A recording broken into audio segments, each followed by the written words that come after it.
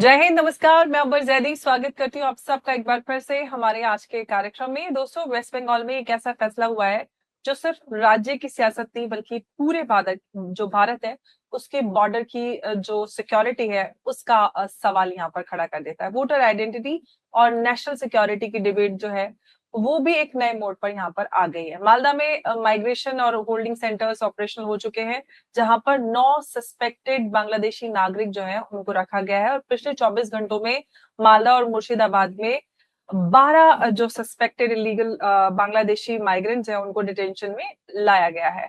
अब साथ ही राज्य भर में डिटेक्ट, डिलीट और डिपोर्ट कैंपेन को अग्रेसिवली इंप्लीमेंट करने की जो बात हो रही है, जो सीएम सुवेंदु अधिकारी जी ने खुद इसको अपने बयान में कहा था। लेकिन सवाल सिर्फ इतना नहीं है, ये है कि सवाल कि कितने लोग पकड़े गए हैं। असली सवाल ये है कि अगर इन्फिल्ट्रेशन इतने सालों से हो रहा था तो इसकी पॉलिटिकल, एडमिनिस्ट्रेटिव और डेमोग्राफिक जो कॉस्ट है वो किसने चुकाई। क्या बंगाल की जो पॉलिटिक्स है अब बॉर्डर सिक्योरिटी के मुद्दे पर पूरी तरह से रिडिफाइन होने वाली है। और एक और दिलचस्प बात यहाँ पर यह है कि इसी सब के दौरान अभिषेक बनर्जी के घर पर पुलिस पहुंची। वहां पर सिक्योरिटी एजेंसी जो है वो उनकी एक्टिविटी ने नए सियासी जो कयास है उनको जन्म दे दिया है। तो बंगाल की सियासत पे आज हम चर्चा करेंगे और इस पर चर्चा के लिए मेरे साथ मौजूद है संदीप आर के सिंह जी फ्रॉम प्रारब्ध.in। बहुत बहुत स्वागत है आपका। जय हिंद, नमस्कार। नमस्ते अंबर जी। जय हिंद, नमस्कार सारे ही देशवासियों को, आपके सारे दर्शकों को। जय भारत, जय हिंद, जय श्री राम जय जी। हिंद, जय श्री राम। संदीप जी, अब जब से बंगाल में बीजेपी की सरकार बनी है तो लगातार वहां पर बिल्कुल एकदम हमारे यूपी के जैसे, तो आपको क्या लग रहा है कि जो बंगाल में हो रहा है, जो इलीगल माइग्रेशन के ऊपर मतलब डिटेंशन कैंप बन गए हैं और वहां पे उनको जो इलीगल माइग्रेंट्स हैं उनको भी डिटेक्ट करके कैंप में भी डाला जाना शुरू कर दिया। अब आपको लग रहा है कि बंगाल में इमिग्रेशन पर पहली बार सिस्टमैटिक एक्शन हो रहा है? क्योंकि अब तक लोग कहते थे अरे सरकार उठा के क्यों नहीं फेंकती है, अरे सरकार डिटेंशन में क्यों नहीं डालती है। अब फाइनली आपको क्या लग रहा है कि एक सिस्टमैटिक एक्शन हो रहा है? अंबर जी, हम लोग इसको इमिग्रेशन, इलीगल, मतलब कुछ भी, कोई भी नाम दे सकते हैं, बांग्लादेशी। और लोग जो कह रहे हैं कि अरे क्यों नहीं बाहर फेंकते हो, दिस दैट। अल्टीमेटली यह एक इस्लामिक आक्रमण है भारत पर, भारत की सभ्यता पर, जो कि होता आया है। और पश्चिम से नहीं हुआ, 47 के बाद पूरब से हुआ है। जब सोहरावर्दी और आपके ये शेख मुजीबुर रहमान ने मिलकर, और उनका सबसे बड़ा जो समर्थक था वह ज्योति बसु था। जब सोहरावर्दी और शेख मुजीबुर रहमान बैठ के हिंदुओं को कटवा रहे थे 1947 में डायरेक्ट एक्शन डे के नाम पर, उनका साथ दे रहा था ज्योति बसु। तो ये तो नेहरू की, अब सिद्धार्थ शंकर रे और पता नहीं क्या लिखते, उनकी बेवकूफियां थी कि इस आदमी को क्यों नहीं आपने सबसे पहले जेल में डाल दिया। कम्युनिस्ट कभी भी भारत का कहाँ हुआ। और उसी की नीतियों ने 35 साल जब उसने भारत पर या पश्चिम बंगाल पर शासन किया, सो मच हो दैट कि सोनिया के समर्थकों में 2004 में सबसे ज्यादा अगर किसी ने समर्थन दिया तो वो तो कम्युनिस्ट पार्टी थी। 45 सांसद या 50-55 सांसद जो भी उनको मिल गए थे। तो ये इस, मतलब क्या कहा जाए, इस जहर का तो उसी समय समापन कर देना चाहिए था, नहीं किया उन लोगों ने। उस पे फिर एकदम कई सारी किताबें, और महाश्वेता देवी के 1084 की माँ, और फिर गोविंद अलानी ने उसमें पिक्चर बनाई। वो पता नहीं क्या कहा, नक्सलाइस्ट को, कम्युनिस्टों को इतना समर्थन किया कि उनके द्वारा किए गए सारे हत्याकांडों पर एकदम आंख मूंद ली। आज हम उसी का फल भोग रहे हैं। और भगवान की दया है, महादेव की कृपा है, या भगवान विष्णु की कृपा है कि बंगाल वापस से अपनी हिंदू सभ्यता को प्राप्त करने के लिए आ गया है। जो आपने कहा अभी कि यहाँ पर क्या कहते हैं, किस प्रकार से इस्लामिक आतंक, या जो भी तृणमूल थी, या जो अभिषेक बनर्जी था, या जो जहांगीर खान था, ये ना अलग अलग नाम है। हम इसको नाम ले सकते हैं, कोई हिंदू है, कोई मुसलमान है, डजंट मैटर। ये तो कर क्या रहे थे, हमको ये देखना पड़ेगा इनका पर्पस क्या था, या ये किस दिशा में आगे बढ़ रहे थे। ये हिंदू सभ्यता को ही वहां पर ट्रैम्पल कर रहे थे। उसको वो अपने कदमों तले कुचल रहे थे। पर हिंदू सभ्यता ने कहा कि अब और नहीं, हो गया, हमको अब इससे ज्यादा नहीं जाना। उन्होंने अभी फाल्ता में जो चुनाव हुआ है, क्या हुआ डायमंड हार्बर मॉडल का? जहांगीर खान क्यों भाग गया? आपने, अंबर जी, आप तो मतलब सदैव से पत्रकारिता में रही हैं, आपने भारत में इतने ज्यादा लोगों को चुनाव लड़ते हुए देखा है, कवर किया है, सारी राजनीतिक पार्टियों को कवर करते हुए देखा है। कभी कोई ऐसे भाग गया था क्या अपनी जमीन छोड़ के? अगर वो अपनी जनता का नेता है तो ऐसे भाग गया? नहीं, क्योंकि वो अपनी जनता को कुचल के रखा था। तो जनता ने जब सर उठाया, तो जैसे ही जनता ने सर उठाया, तो फिल्मों में हमने देखा है, गुलाम फिल्म थी आमिर खान की, आगाज फिल्म थी सुनील शेट्टी की, और बहुत सारी फिल्में थी, अमिताभ बच्चन की कितनी सारी फिल्में थी। एक हीरो उठा, उसने दिखाया कि मैं लड़ सकता हूँ उस गुंडे से। सनी देओल की कितनी फिल्में थी, घातक, घायल, और क्या क्या। हीरो उठा, उसके पीछे जनता उठ गई और जनता ने विलेन को मारा। फिल्म का सबसे अद्भुत दृश्य वह होता था, तब नहीं जब हीरो विलेन को मारता था, जब जनता उठकर विलेन के सारे चेले चपाटे गुंडों को मारती थी।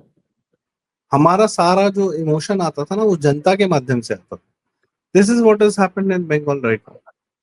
हम वो देख रहे हैं, इस्लामिक जी। आतंकवाद से 50 साल 70 साल से उस जनता को, बंगाल की हिंदू जनता को, उसकी जमीन छीन ली यार, उसकी महिलाओं पर बलात्कार किया, अत्याचार किया, उसकी सभ्यता छीनी, उसका संगीत छीन लिया आपने, उसका गायन, उसका बंगाल में। मैं बताऊं, मैं अंबर जी, मैं तो बंगालियों के साथ रहा हूँ, 2 साल लगातार रहा हूँ। अगर वो बांग्ला में बात करेंगे तो मैं समझ लेता हूँ, थोड़ी थोड़ी बांग्ला मुझे आती है, बोल भी लूंगा। और मैं जानता हूँ वो लोग कहाँ है इस समय, कोई अमेरिका में है, कोई कनाडा में है, कहाँ पर है। बंगाल छोड़ना उनकी मजबूरी है। मैं लखनऊ में उन लोगों से मिला हूँ जिन्होंने अशोक कुमार नाइट्स में देखा, अत्याचार देखा कम्युनिस्टों का, महिलाओं के साथ क्या हुआ। वो कहीं निकल गए, कहीं और नौकरी की, और वो आज भी उसके गवाह हैं। क्या बताएं। बिल्कुल। आज जब हिंदू भूमि, जो हम देखते हैं कि बंगाल में हिंदू वापस आया है, ये तो हम्म, अद्भुत दृश्य है सबके लिए। जी। बिल्कुल, लेकिन अब सवाल ये है कि आपने फाल्टा की बात की, जो नतीजे फाल्टा में आए, उससे तो ऐसा लग रहा है कि बीजेपी जो है और बेहतर कर सकती थी चुनावों में, अगर और पहले से थोड़ी-सी और बेहतर तैयारी होती, या फिर कहीं न कहीं जो पहला जो चरण रहा उसमें और थोड़ा-सा इंतज़ाम बेहतर होता तो। मैम, कम्युनिस्टों को 40,000 वोट मिले, और जहांगीर खान को करीब 8,500 9,000 वोट मिले, टीएमसी को चौथे स्थान पे आया जहांगीर खान। हुँ, हुँ, और फाल्टा से ज्यादा फ्री एंड फेयर इलेक्शन पूरे बंगाल में पिछले 50 साल में कभी नहीं हुआ, कभी नहीं। आप फ्री एंड फेयर की बात करते हैं, लेवल प्लेइंग फील्ड की बात करते हैं, for everybody. It is only Falta and nothing else, nothing else, nothing else. Falta में आपको, आप मतलब, मैं तो क्या ही कहूँ, जनता ने देखा है, आपके माध्यम से जनता ने देखा है, और भी लोगों को आपने भी देखा होगा। 15-15 साल बाद निकल के आ रहे हैं, आज हमने पहली बार वोट दिया। और 2011 में क्यों वोट दिया था? क्योंकि सोनिया गांधी ने इंश्योर किया कि ममता बनर्जी अब जीतेंगी, कम्युनिस्टों को हराएंगी। क्यों? क्योंकि सोनिया गांधी को न्यूक्लियर डील के लिए कम्युनिस्टों ने बहुत परेशान किया, और 2008 में समर्थन खींचने की पूरी अपनी कवायद जो भी वो कर सकते थे, उनको लगता था कि 50 सांसद की सीटों से वो सोनिया गांधी को बेचैन कर लेंगे और कुछ भी कर लेंगे। तो सोनिया गांधी ने कहा ठीक है भाई, तुम्हारा एक स्टेट है, वही हम तुमसे छीन लेंगे। अब प्रणब मुखर्जी जी राष्ट्रपति थे, उन्होंने और केंद्र सरकार ने इंश्योर किया कि 2011 में फ्री एंड फेयर इलेक्शन हुई। और जैसे ही फ्री एंड फेयर इलेक्शन हुए, जनता निकल पड़ी, और उनको एक विकल्प दिखा ममता बनर्जी, वो ममता बनर्जी के पीछे कूद पड़े। तो कम्युनिस्टों की रही सही जो स्टेट की ताकत थी, गायब हो गई, फिर जीरो हो गए। तो आप जो कह रही हैं कि आज जो फलता में 40,000 जो वोट मिले हैं, आज वो कम्युनिस्टों को मिले। उन कम्युनिस्टों को मिले हैं जिन्होंने कभी अपने ऑफिस जाकर अपने ऑफिस को वापस क्लेम करने की उनमें हिम्मत नहीं थी, औकात नहीं थी, दम नहीं था, बिल्कुल। मर्दानगी नहीं थी, कुछ भी नहीं था उनमें। आज शुभेंदु अधिकारी के माध्यम से आज वो कम्युनिस्ट अपने ऑफिस जाकर कहते हैं कि अरे हमारा ऑफिस था और जहांगीर खान ने कब्जा कर रखा। और आज वो मुसलमान वोट बैंक क्यों पीछे पड़ा है कम्युनिस्टों के? जहांगीर को क्यों नहीं वोट किया, कम्युनिस्टों को क्यों वोट कर दिया? ये वो पहेली है जो हमको लगता है कि 2-4 दिन में या अगले कुछ सालों में हमको पता चलेगी कि ये तृणमूल छोड़ के मुसलमान वोट बैंक भागा कहाँ है। कांग्रेस को वोट नहीं दिया। कांग्रेस मेरे ख्याल से 10,000 वोट ले रखी है और जहांगीर खान को 7,000-8,000 वोट मिले हैं और कम्युनिस्ट पार्टी को मिले हैं। कम्युनिस्ट पार्टी के जो प्रत्याशी है वहां पर, वह कह रहा है कि आज हमको पहली बार जो लग रहा है कि फ्री एंड फेयर इलेक्शन हमको है और हमको वोट मिलेगा। भाई तुमको ध्वस्त कर दिया तृणमूल ने। तृणमूल तो कुछ नहीं है, तृणमूल एक मुखौटा है, तृणमूल एक माध्यम है। कम्युनिस्टों का सदैव इतिहास रहा है न सिर्फ भारत भूमि में बल्कि विश्व भूमि में कि कम्युनिस्टों ने सदैव एक देश पर कब्जा किया, एक प्रदेश पर कब्जा किया, एक क्षेत्र पर कब्जा किया और अंततः वह पूरा प्रदेश, देश और वह जनता इस्लामिस्टों के हाथों में सौंप दी। Iran is one of the biggest examples. Afghanistan has been one of the biggest examples. Lebanon has been one of the मतलब क्या ही कहें। रिवॉल्यूशन लाएंगे। परसोपोलिस नाम की एक शानदार फिल्म, ग्राफिक नॉवेल है, ऑस्कर विनिंग फिल्म है। एज ऑफ हेवन नाम की एक फिल्म है। अब देखिए, समझ में ईरानियन फिल्म्स जितने देखते हैं, ईरानियन फिल्म्स बनाई किसने? ईरानियन फिल्म्स को दुनिया में लेकर कौन गया? यही वामपंथी लेके गए। क्या दिखाया इन्होंने कि जैसे ही इस्लाम वहां पर आया, क्या किया? सबसे पहले वामपंथियों को मारा, अभिव्यक्ति की स्वतंत्रता को ध्वस्त कर दिया। मैं तो बांग्ला फिल्में देखता हूँ, मैं तो मतलब मैं बड़ा मुरीद हूँ बांग्ला फिल्मों का। न सिर्फ बड़ा नाम लेते हैं सत्यजीत रे और ऋत्विक घटक, मृणाल सेन, फिर ऋतुपर्णव घोष हो या आपके मतलब लोग कहेंगे बिपाशा बसु। भाई साहब उनकी एक फिल्म देखिए आप, सब चरित्र काल्पनिक, नेशनल अवार्ड फिल्म ऋतुपर्णव घोष की। अब बहुत सारी फिल्में हैं। अंतहीन एक फिल्म है, अनुरणन एक फिल्म है। उसके बाद आप एक शानदार थ्रिलर फिल्म देखिए, सस्पेंस फिल्म देखिए, उत्सव या 19 अप्रैल। इस तरह की फिल्में देखिए, राखी ने मैं कह रहा हूँ बंगाल वह शानदार भूमि है जहां से विचार उत्पन्न होते थे। ध्वस्त कर दिया इन कम्युनिस्टों ने, इस्लामिकों के हाथ में सौंप ध्वस्त कर दिया। और आज जो बिल्कुल। है 2-4 सीटें लेकर, 40,000 वोट लेकर कह रहे हैं कि आज हम भी खड़े हैं, हम भाजपा को विरोध करेंगे। अरे तुम्हारा अस्तित्व भाजपा के माध्यम से है भाई। तुम तो मर गए थे, तुम्हारा अस्तित्व भाजपा के माध्यम से, तुम्हारा विचार, तुम्हारी फिल्में, तुम्हारा कविता, तुम्हारे संगीत, रविंद्र, यह वह। हम तो बचपन से, अंबर जी मैं बताऊं, हमारे स्कूल में पढ़ाया जाता था, रविन्द्रनाथ जी की अद्भुत कविता है वो, where the mind is without fear and when the head is held high, when knowledge is free and when the, मतलब उसके फिर लास्ट में जो आपको दिखता है कि into that knowledge of freedom, into मतलब my father let my country awake. Rabindranath ji की वो कविता जिसने उनको गीतांजलि के माध्यम से नोबेल दिलाया, ध्वस्त कर दिया कम्युनिस्टों ने और इस्लामिकों ने उसी बंगाल की भूमि से। वह कविता हम बच्चों को सुनाई जाती थी कि this should be your thought, this should be your food for thought. यहाँ से आपका विचार उत्पन्न होगा, आप और बेहतर होंगे, आप बढ़ेंगे। और हम तो वो आज जी। भी याद रखते हैं। क्या ही कहें, क्या किया इन कम्युनिस्टों ने? 40,000 वोट लेकर खड़े हैं। अरे भाजपा के प्रति कृतज्ञता तो दे दो कि भैया तुम्हारी जो सारा अस्तित्व है वो इस भाजपा, इस हिंदू वोट, इस शुभेंदु अधिकारी, इस अमित शाह, इस मोदी के नाते है। वरना तुमको तो इस्लामिस्टों ने निपटा दिया था। और या तो तुम्हारा बिल्कुल। ये विचार था कि इस्लामिक रूल करेंगे पश्चिम बंगाल पर, तुम एक माध्यम हो गए। जी। संदीप जी, जो अब बंगाल में जो कुछ हो रहा है, ऑफ कोर्स इस पे पॉलिटिक्स बहुत ज्यादा होगी, क्योंकि हम इस बात को समझते हैं कि जो इन्फिल्ट्रेशन की बात आती है या जो घुसपैठियों की हम बात करते हैं, ये राष्ट्र की सुरक्षा से जुड़ा मुद्दा रहा है और इस पर हमेशा से केंद्र सरकार ने सवाल उठाया और उस वक्त जो तत्कालीन जो राज्य सरकार थी उससे कॉपरेशन नहीं मिलता था। आपको क्या लग रहा है कि अब इसका पॉलिटिकल पोलराइजेशन को लेकर जो लोग बोल रहे हैं, उन उस पर आप क्या कहते हैं? क्योंकि जब भी बंगालियों की जो मतलब बंगाली से मतलब बांग्लादेशियों की बात आती है, उनकी बात आती है जो लीगल ऑफ कोर्स यहाँ पे रहते हैं, रोहिंग्या भी उनमें है और लगातार मुंबई से लेके हर तरफ ये हम देख रहे हैं कि नेशन वाइड क्रैकडाउन चल रहा है, लेकिन बहुत सारे लोग इसको कह रहे हैं कि ये पॉलिटिकल पोलराइजेशन हो रहा है। आप क्या कहते हैं इस पर? अंबर जी, 3 प्रदेशों का उदाहरण देना चाहूंगा। बंगाली सभ्यता ने कहा कि अगर भले ही मुसलमान हो, लेकिन चूंकि वो बंगाली बोलता है तो वो हमारा है। अरे वही मुसलमान तुमसे 3/4 जमीन लेकर चला गया, तुम कहाँ थे? अपनी जमीन क्यों नहीं बचा पाए? पंजाब की सभ्यता है, कहती है कि अरे पंजाबी है, भले ही वो उधर का है, लाहौर का है, पाकिस्तानी है। अमृतसर का है, पेशावर का है, लेकिन है तो पंजाबी। और जब वो लंदन में मिलते हैं तो कहते हैं पंजाबी पंजाबी साडा पंजाबी दिस दैट, हम भारतीय नहीं, हम पाकिस्तानी, हम सेम। अच्छा, तो जब वो तुम्हारी महिलाओं को मार रहा था और ट्रेनों में लाशें काट काट के भेज रहा था, तुम कहाँ थे?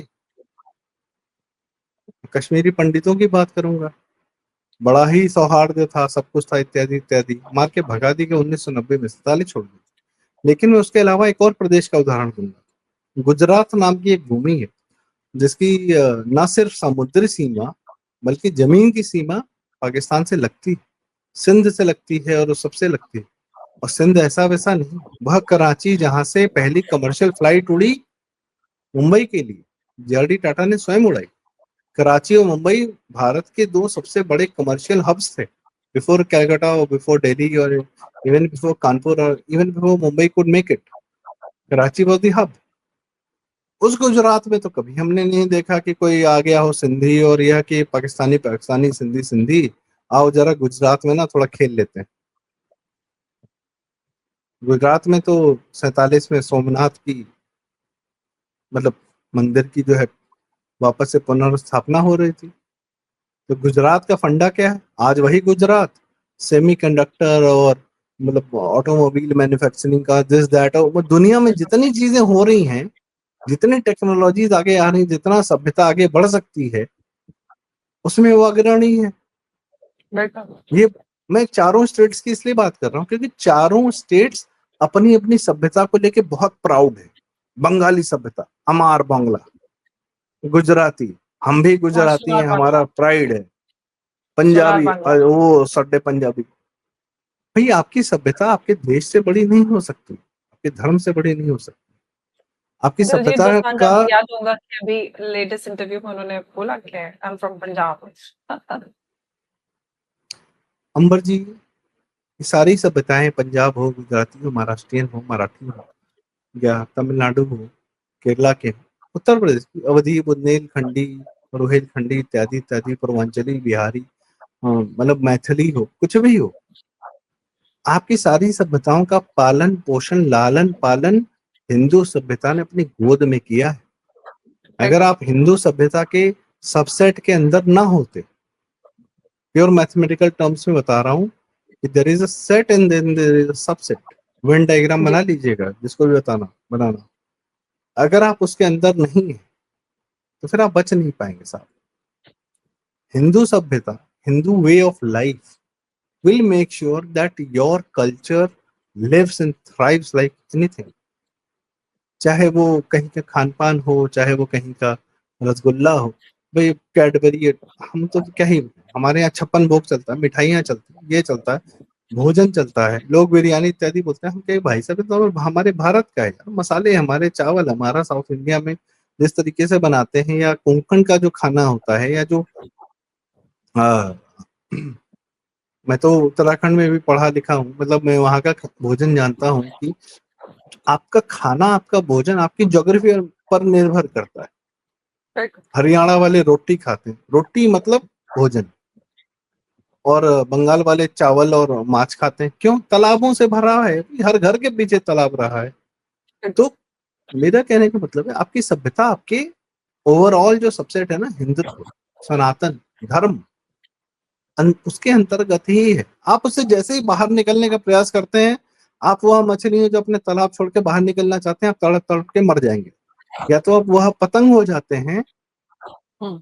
जो पतंग की डोर, आप अपनी डोर काट के खुद निकल जाते हैं। आपको लगता है कि आप इस छत के लिए, तो ये हम तो उड़ रहे हैं भाई, ये छत क्या है, ये छत मेरा संसार नहीं है, हम तो बहुत आगे के लिए हैं। ठीक है, डोर काट लो, निकल जाओ। फिर या तो तुमको इस्लाम लूट लेगा या तुमको क्रिश्चियनिटी लूट लेगी। जिसने पतंग उड़ाई है वह जानता है कि टूटी हुई और कटी हुई पतंगों का नियति क्या होता है। या तो वो लूटी जाती है, फाड़ी जाती है, उनको कोई इज्जत नहीं देता। इज्जत वह देता है जो अपनी छत पर वापस उनको अपनी चरखी से खींचकर वापस ले आता है, वही इज्जत देता है। तो बंगाली जो आप कह रही है ना मैम, कि अ, हम तो इस सभ्यता से बाहर नहीं भाई, तुम किसी सभ्यता से बाहर नहीं, तुम हिंदुत्व में हो। इसलिए भाई इस्लाम ने क्या किया है, क्या मैं बताऊं, I met a person who is a doctor, he is amazing doctor, मतलब one of the very respected doctors, he lives in Dubai. Dubai hospital में काम करते हैं। Dubai hospital is one of the biggest hospitals in world. वो originally आपके मिस्र के हैं, इजिप्ट के हैं, अलेक्जेंड्रिया से आते हैं। वो कहते हैं, वो तड़पते हैं। वो कहते हैं कि यार Alexandria has the history of let's say 3000 4000 years. दुनिया की सबसे महंगी film, even in current times, अगर आप किसी फिल्म को कंपेयर करें अगर आज के पैसे से, तो it's the most expensive film that was ever made is Cleopatra. और आप वो फिल्म देखेंगे तो आपको समझ में आएगा कि क्लियोपेट्रा का सारा कार्य, ये सब कुछ था वो अलेक्जेंड्रिया में था। वो सभ्यताएं, बिल्कुल। ज्यूज ने क्या किया है 47 से लेकर आज तक। ज्यूज ने जितनी फिल्में बनाई हैं, क्या किया है क्या नहीं किया, होलोकॉस्ट के ऊपर जितनी, सोफी चॉइस, मेरे स्लीप को आप डेविल वियर्स प्राडा में देखते हैं, भाई साहब वह सोफी चॉइस की बनाई हुई है मेरिल स्ट्रीप। जी। आप डेविल वियर्स प्राडा जितनी भी देख लीजिए, पर Meryl Streep will always be known by Sophie choice. आप स्टीवन स्पिलबर्ग को कुछ भी कह दीजिए, पर स्टीवन स्पिलबर्ग, जॉज और वो जितनी भी दुनिया की उन्होंने फिल्में बना रखी हैं, Saving Private Ryan, but he will be always known by Schindler's List. अपनी कहानियां कही, अपने जीवन के अंतरात्मा की कहानियां कही। मार्क जकरबर्ग क्या है, वो जब फेसबुक बनाता है, सोशल नेटवर्क मूवी में जो सबसे पहला सीन है कि जब वो फेसबुक लॉन्च करता है, तो एडवर्ड सॉवरिन कहता है कि he was in some sort of his own Jews prayer कर रहा था जब फेसबुक की साइट वो लॉन्च करता। तो पॉइंट है कि आप हिंदू अपनी कहानियां कैसे कहेगा, हिंदू अपनी कहानियां क्यों नहीं कहेगा। बांग्ला सभ्यता की कहानियां मेरी कहानी है।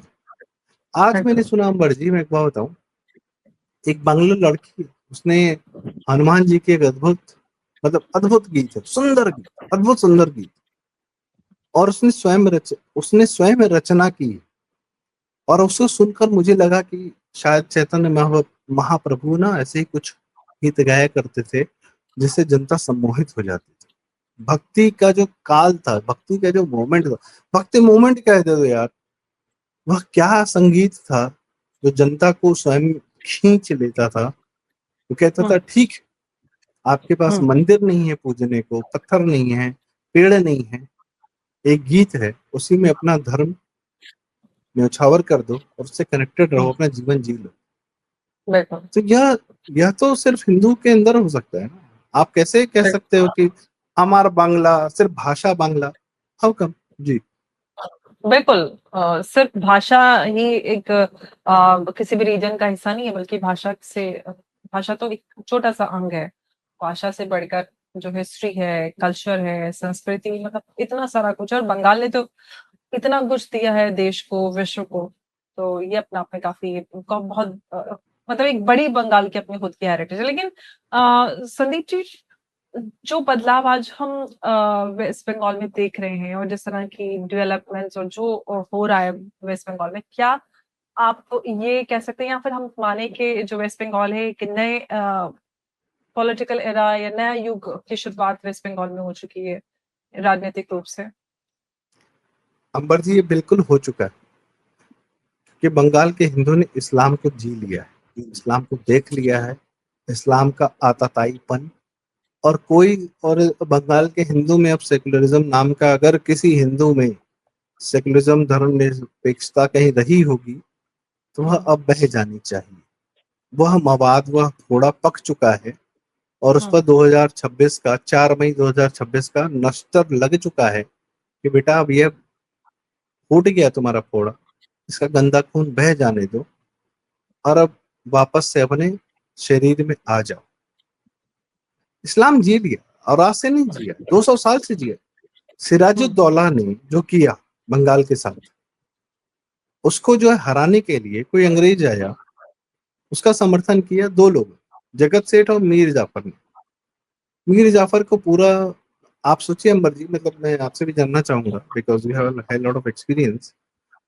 Why is that कि one Muslim name has been termed as a traitor for India against Britishers, and Tipu Sultan is being termed as a nationalist and whatnot, and a lot of, मतलब बहुत सारे मुस्लिम name जो हैं, शौकत अली, जौहर, this that what not, सबको जो है राष्ट्रवादी बताया गया और सिर्फ मीर जाफर को ये कहा गया कि traitor. There is a reason. Mir Jafar कौम का गद्दार था। मीर जाफर ने सिराजुद्दौला को मतलब उसको धोखा दिया। और यह नहीं कि मीर जाफर उसको धोखा देता तो स्वयं राजा बन जाता, फिर हिंदुओं पर, काफिरों पर अत्याचार करता। मीर जाफर की वजह से अंग्रेज आए और अंग्रेजों के आने से पूरे भारत पर इस्लाम का कब्जा धीरे धीरे घटा। इसलिए मीर जाफर कौम का गद्दार था, इसलिए वो आज भी पूरे भारत के लिए गद्दार बनाया गया। वामपंथियों ने वो तो कभी एक किसी, एक एग्जाम्पल बन गया, हर कोई कहता है मीर जाफर। हम इनफैक्ट टीवी डिबेट्स में नहीं नहीं, वही मीर एग्जाम्पल जाफर वामपंथियों ने और इस्लामिस्टों ने बनाया। भैया गद्दार बहुत सारे थे भारत में, इस्लामिस्ट जयचंद और मीर वामपंथी। जाफर टीवी डिबेट्स में हम एग्जाम्पल देते हैं दोनों मर्जी, तो। रोमिला थापर गद्दार है, राजदीप सरदेसाई गद्दार है, दिल्ली के मीडिया हाउसेस गद्दार हैं, इरफान हबीब गद्दार है, भारत के लिए खुशवंत सिंह गद्दार है, उसका बाप गद्दार था। तो आज खुशवंत सिंह जो है जिम खाना क्लब में टेनिस खेलते थे, इसलिए जिम खाना क्लब को जो है उन्हें एलिटिस को दे दीजिए, सौंप दीजिए। कौन गद्दार नहीं था? हजारों। खुशवंत सिंह के बाप ने, सुहास सिंह ने गवाही दी भगत सिंह के खिलाफ। भगत सिंह की जो मौत हुई उसके लिए जिम्मेदार था खुशवंत सिंह और उसका बाप। And Khushwant Singh got the benefit from the Nehru dynasty.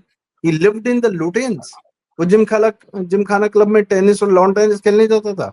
2 कौड़ी की सतही जो है पल्प फिक्शन लिख के he became the greatest writer of India. Indian express का एडिटर बन गया था वो। और जब तक उसके सर पे कलम नहीं चली, उसके खानदान पे या उसके सिखों पे 1984 में इंदिरा गांधी ने नहीं चलाया, तब तक ही वॉज वेरी मच, अरे इमरजेंसी का समर्थक था खुशवंत सिंह।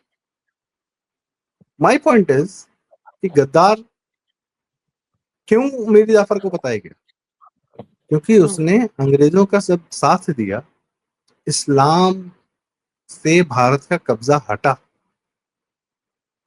इसलिए खैर, coming back to this, Bengal, मेरा बंगाल आज भी बांग्लादेशियों के हाथ में, पाकिस्तान है, पूर्वी पाकिस्तानियों के हाथ में है। वहां मेरे 1 करोड़ हिंदुओं के साथ क्या हो रहा है?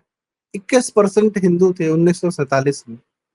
वो हिंदू जब भारत आए 1971 में, जो ये धुरंधर में हमने देखा कि अर्जुन नम्माल का बाप जो क्लेम कर रहा था, वो सब कुछ जो है बांग्लादेश के हिंदुओं पर हो रहा था अत्याचार।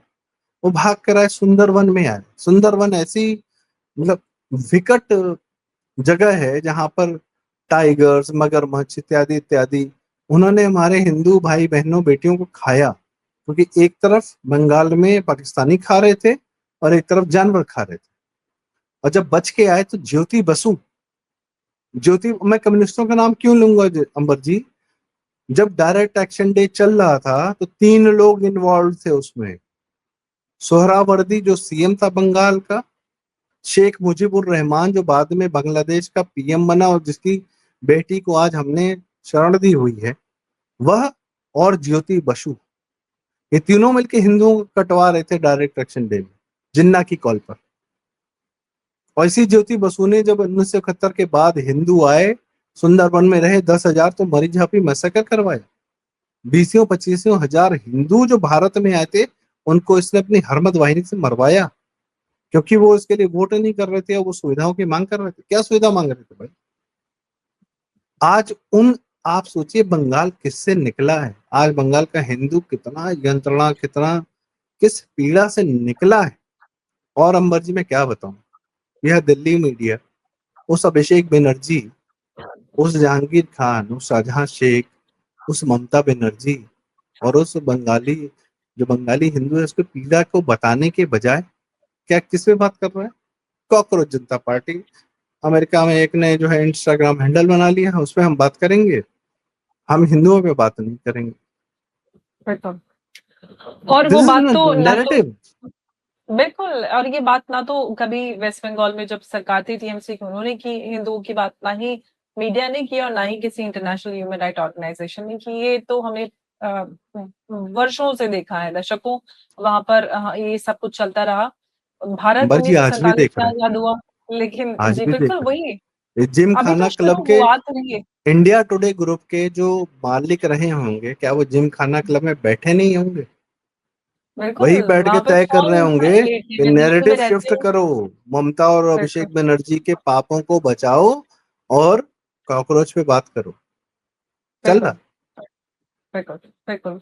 तो अभी जिमखाना क्लब पर सरकार ने उस इविक्शन नोटिस दिया है, लेकिन उसके लिए अभिषेक मनु सिंघवी भी कोर्ट जाने की तैयारी कर रहे हैं। वेस्ट बंगाल में जो खुला ये पहला होल्डिंग सेंटर है, ये सिर्फ एक बिल्डिंग नहीं बल्कि पॉलिटिकल मैसेज है, एक एडमिनिस्ट्रेटिव एक्सपेरिमेंट है और एक नेशनल डिबेट का स्टार्टिंग पॉइंट है। कि आने वाले महीनों में फैसला सिर्फ इतना होगा कि कितने लोग डिपोर्ट होंगे, लेकिन सवाल और फैसला ये होगा कि भारत अपनी बॉर्डर्स, अपने वोटर्स लिस्ट और अपनी सिटीजनशिप फ्रेमवर्क को कितनी मजबूती से इम्प्लीमेंट कर पाता है। क्योंकि जब सवाल राष्ट्रीय सुरक्षा, डेमोग्राफिक बैलेंस और कानूनी नागरिकता का हो, तब डिबेट सिर्फ बंगाल की नहीं रहती, वो पूरे भारत की डिबेट बन जाती है।